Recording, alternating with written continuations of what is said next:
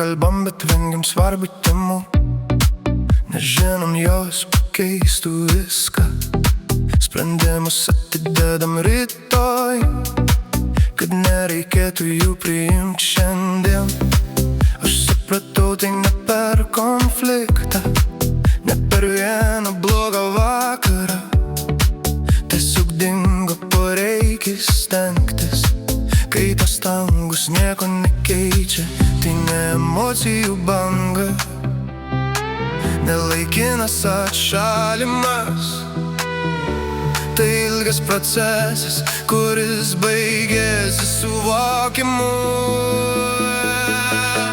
Aš nejaučiu tos meilės, ir tai faktas, ne jausmas. Ji baigėsi ne staiga, o per daug tylos.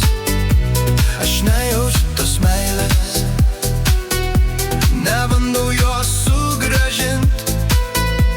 Kai ryšys nebeauga, jis tiesiog sustoja.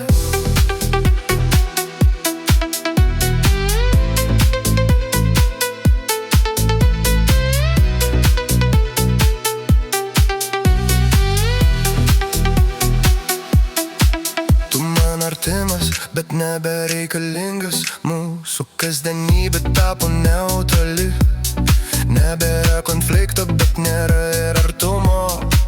Tik bendras laikas be krypties. Ilgai painiojau stabilumą su ryšiu, o įprotį su jausmu. Dabar matau skirtumą aiškiai, ir jis nebekelia baimės. Aš neieškau kaltų ir nieko nebandau taisyt. Ne viskas, kas nutrūksta, yra klaida.